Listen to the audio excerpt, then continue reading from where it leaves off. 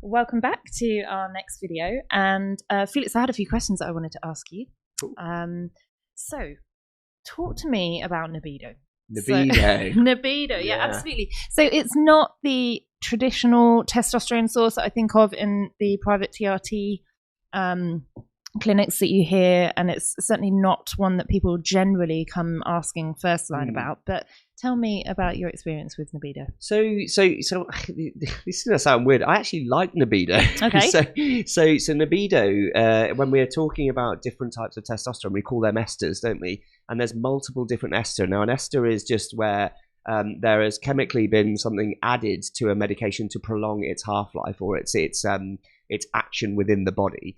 Now, that has a few consequences, because whilst you're trying to ensure that we don't metabolize the testosterone we're injecting too quickly and therefore not getting its effects or benefits, you can make something last too long. Yeah. And I think nebido has a bad reputation for that, so because it is the longest ester that's readily available. There's a slightly longer one that's part of Sustanon that has a slightly longer half-life. But yeah, with nebido, or testosterone undecanoate, people associate negativity with it because it's actually available on the NHS, and everybody that's experienced a negative journey within the NHS for their testosterone replacement therapy tends to be put on a protocol with nebido that is not in keeping with the body's physiology. But the industry have said its half-life is this, therefore theoretically you shouldn't need another injection until, and it's usually 12 weeks. Yeah. Now, pharmacologically and theoretically, that makes sense. If you plot it into a graph where you look at the half-life of nebido, which is actually 90 days, then yeah, you would equate to yourself, yeah, we should only need an injection once every 12 weeks. Like, 90 days, 3 months, that's fine, every 12 weeks. But in reality, that doesn't actually work. What you tend to see is guys tend to feel great because they get a big depot injection of 1 gram. Yeah. And that's if they're already established. Your first loading dose of nebido is around 4 grams. Yeah. So you can imagine if you got suddenly... It's also, to be fair as well, 4 mil, which is a large bolus. It's a big amount, yeah. And there's only really one injection site you can really put that, and that's in the ventrolateral glute. Yeah. And usually not shallow intramuscular. That's going to be deep because it's a large volume, which can have its own sort of local irritation and sort of a slightly higher or increased likelihood of infection rates should you not have a very good ANTT or a aseptic non-touch technique. Now, yeah, going back to its half-life, theoretically that sounds good, doesn't it? Because who wouldn't want to do injectors once every 3 months? That would be a great way of feeling normal, which is what we're aiming for with TRT. We're not aiming for feeling like Thor or some kind of semi-god or demigod for all the time. We're just looking to hit a point where you feel the best that you can feel and you remain healthy. Yeah. Now, the downside to the long half-life of nebido when used in a manner of one injection every 12 weeks is that we have to remember the pharmacological principles of how drugs work in our body and how they're broken down, or we call that pharmacokinetics. Now, the general rule of thumb for pharmacology for half-lives is 5 times the half-life. So that's around 400 and something days, isn't it? Yeah. So if you've got a 90-day half-life, what's that? That's 450 days to get to what's called stable serum concentration levels. Now, that's a long time. Yeah, if you can imagine, if you're a guy who's got debilitating testosterone deficiency symptoms and you're coming to someone and saying, please help me. It's probably taken you 10 years to get to the clinic. Yeah, exactly. You've had a rough journey already, probably, in all likelihood. And then we say, oh, we're going to try the same thing that they recommended. You'd be a bit crestfallen, right? And you're like, but I've read up on this, because a lot of guys do this. They read into things, and then they come to us. And if we were to say, let's do 1 injection every 12 weeks. However, here's the kicker. It's going to take about 1.5 years for you to feel better. Yeah. It wouldn't be the best thing. So now, going back to why I like nebido, that's why people don't tend to like nebido. Now, nebido in and of itself is quite good when used in a different manner.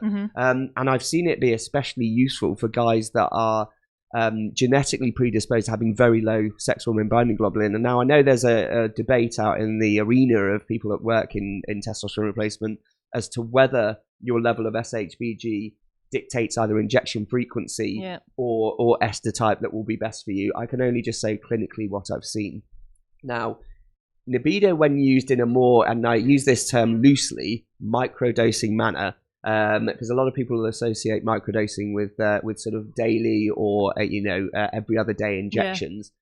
When I talk about microdosing with nebido, I'm talking about one injection per week, and that's where I've seen it to have really good effects for people that I've tried other protocols on that just didn't get on with anything. You know, these are your guys that have single-digit SHBGs typically. They've tried topical, not gel. I would never advocate that. So topical transcranial applied creams in like Atravus or Versa bases. They've tried daily injections of medium chain esters like enanthate or cypionate. They've tried Sustanon, be that thrice weekly, twice weekly, or every day. Some people do try that, and some people get on well with daily with Sustanon, to be fair. And then you think, what can I do for this guy? Because he's still. We've looked at everything else. We've addressed his sleep hygiene. We've addressed his exercise routine, his nutrition. That's all on point. He's a healthy body fat level, sort of under 15%, BMI around 20 to 25. And then I've tried this, and with the caveat, and I say this to patients, I said it very recently, actually, just last week, like, we can try this, but you do need to bear in mind that it's going to take a while to get to stable serum concentration levels. Now, and as long as your patient is on board with that, and I normally reserve this kind of treatment therapy with nebido for guys that have tried everything. It's not something I'd go out the gates with. It's sort of like, your last resort going, do you know what? Let's see if you're one of these patients that does respond well to this. Now, usually they're very agreeable to that because they're so desperate to feel better. Try something, and it's just about managing expectations that it's going to be a while. But I actually, for that reason, I really like nebido in a more loose sense of the term, microdosed manner. In terms of getting them to stable concentration levels, but more importantly, alleviating their symptoms. Because we can talk all day about what the right number is in serum concentration levels. And there is a threshold to the high level, isn't there? Because we know from inferred evidence, and I'll throw up some studies on the screen or in the comments about what we've managed to derive from studies that look at steroid abuse. That high levels over long periods of time can lead to things like cardiac remodeling, especially left ventricular hypertrophy. So we do need to be cognizant of that. So, because I do have a hesitancy when we talk about it's just about symptom resolution. There has to be a threshold where it is too high and you are starting to risk those things over time. So we're talking about TRT here. We're going to be on it forever. So keeping yourself at 80 nanomoles per litre forever, you might feel great. But there is going to be long term, and I'm not talking like, in 5 years you're going to have left ventricular hypertrophy, but you may shave that amount of time off your typical life expectancy, which would actually have been prolongated by having healthy levels. But we want to find that balance between getting a nice symptom resolution with healthy levels that are going to help you with longevity and health. And I think nebido is something that can be used for that if used the right way. So really, I mean, I think actually even looking at some of the other like Sustanon you brought up earlier is another one that actually has been used in the NHS, but often is used with almost inappropriate time frame, like dosaging. So again, doing the sort of the bolus dose every 2 weeks, but almost, and you kind of wonder, well, what was the thought process behind that happening? And in the same method with nebido, and I kind of wonder whether or not part of that actually came from a belief maybe that the patient should be having their medication in a medical environment, i.e. the doctor should be delivering it. Rather than empowering them the same way you would empower a diabetic to take their insulin themselves at home, clearly. And I wonder whether or not the frequency of dosing was sort of considered initially based on that. So with regards to, I don't like using the term microdosing because it's not quite microdosing, it's more just the frequency of dosing, which I suppose is particularly more of relevance. So do you think with nebido, if you start on that journey with more regular nebido doses, do you feel like it's almost a bigger ship to steer because you won't necessarily have the symptom resolution within that time, so adjustment of dose is harder maybe? It is, for sure. So that's a really good point. Because of its longer half-life, you are in it for the long run. So once you start it, it's not something it's like, I'll try this for 3 months. It's not one of those ones. And that goes back to what I was saying about managing expectations, because you need to ensure that your patient fully understands that this is something that we've tried everything else, and this is the last thing we've got left, or one of the other options we have, and that it's going to take a while. But having said that, now you would think that it would be like when you're using nebido any other time with the normal injection frequency. Oh, it's going to take ages for me to feel better. Clinically, and this is where as a lot of people know, I'm really into the academic side of things, and when the evidence doesn't quite align with what I see clinically, that gives me a real clinical paradox and a conundrum, but I have to take it as I see it. I do tend to see guys that I have used nebido on a weekly injection basis tend to feel better about 4 to 6 months in, so it isn't that full year and a half. They do get symptom resolution, but that is still quite a long time. Yeah, it is.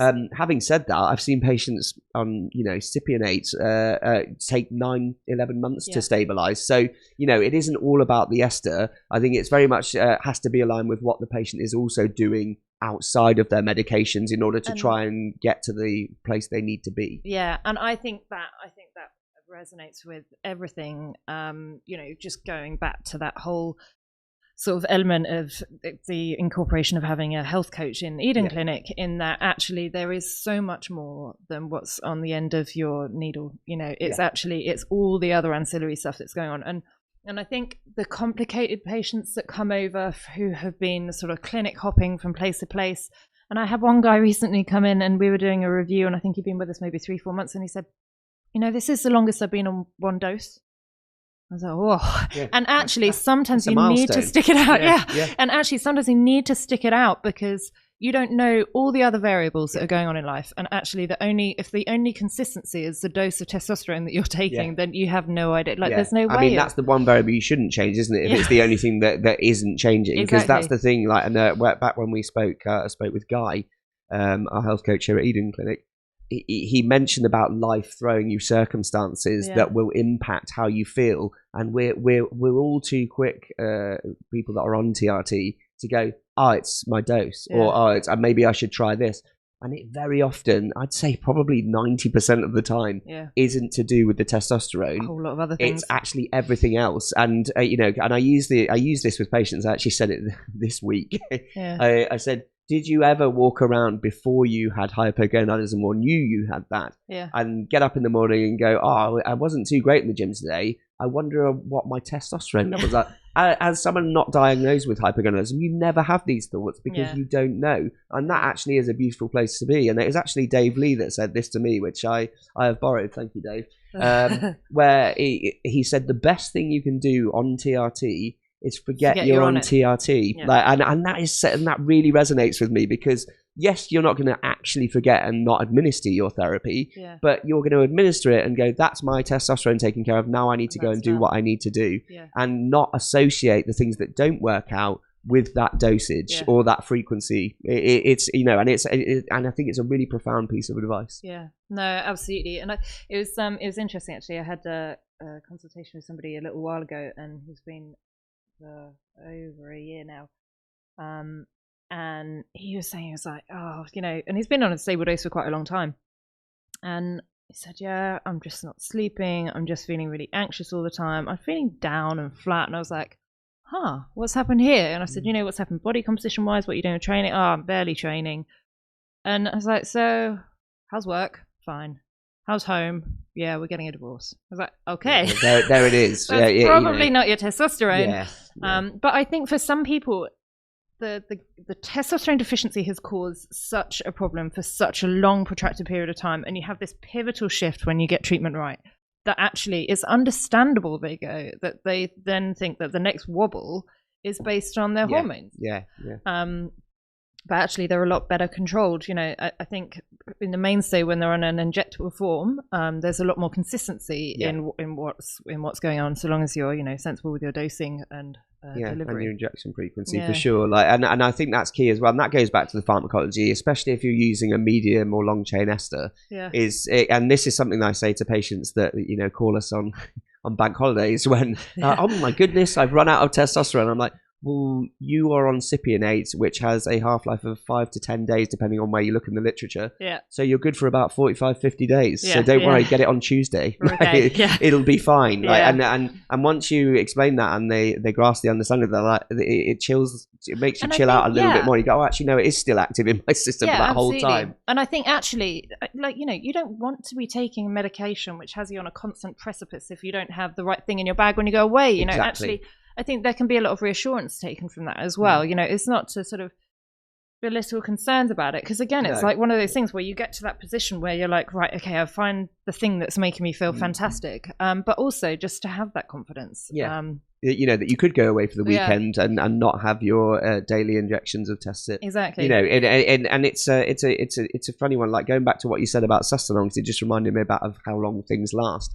I liked your and I agree with it, your example about saying the dosing frequency maybe was historically based around the fact you had to attend the practice to have an injection from the practice nurse, maybe. But you know, the other thing that I think informed that was that theory that they had with Sustanon when they first decided to blend those esters, where it was like, and they used to use that analogy, didn't they, where you've got a sprinter, a middle distance runner, and a long distance runner, and that's the propionate, the phenylpropionate, you've got the whole team in there. And then you've got the isocaproate and the undecanoate being the long distance runner. It's like, I like how the Boolean logic in my brain goes, yeah, that makes sense. You've got a bit to give you a pep in the morning, and then the next day you've got the phenylpropionate kicking in, and then the isocaproate, and then the undecanoate for that long, smooth ride.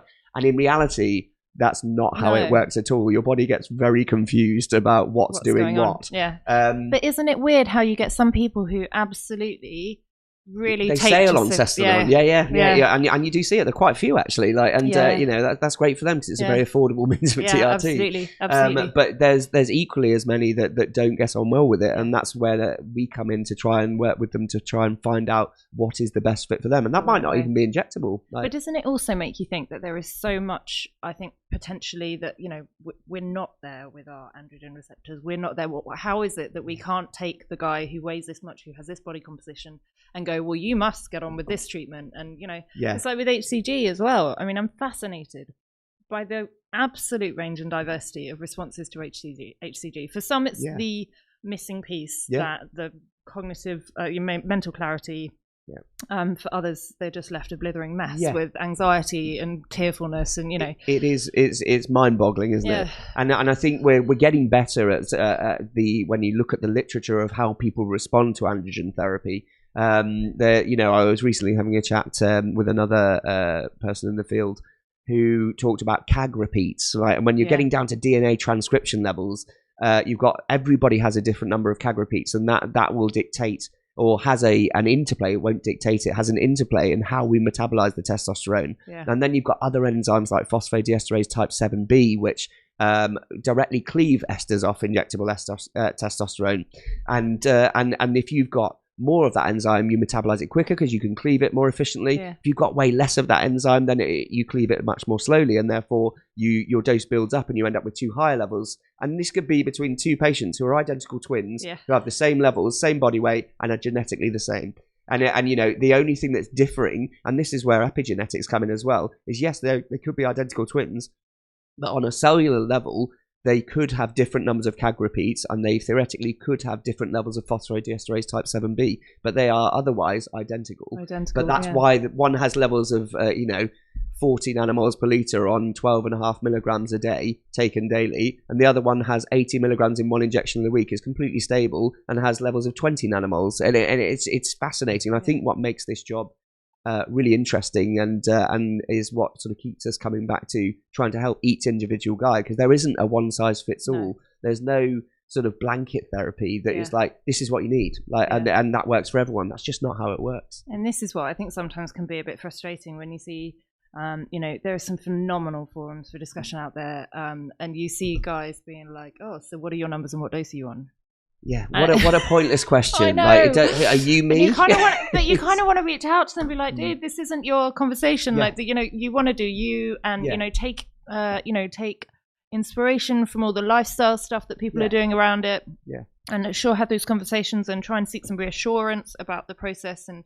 And I think there's a lot of mistrust out there about clinicians, because I think a lot of people, by the time they do get appropriate treatment, sometimes have had a really, really bumpy ride. And so I do get it, but it is, like you say, a completely meaningless question.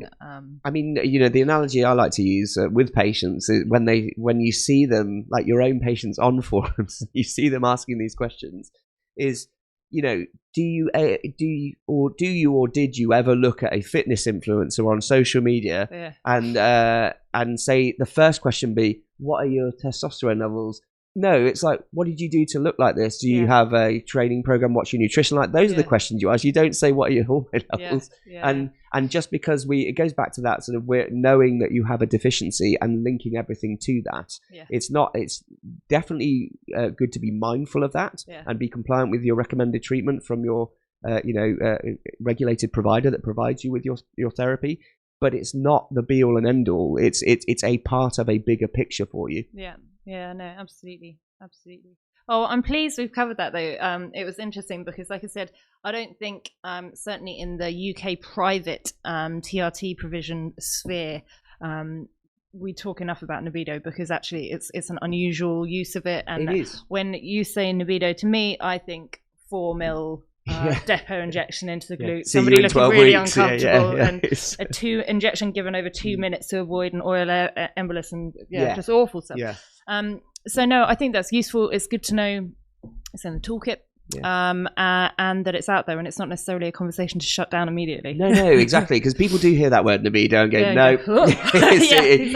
And it's got such a bad rap, but it's like any medication. They're all tools to be used, and there are circumstances and contexts in which they can be useful.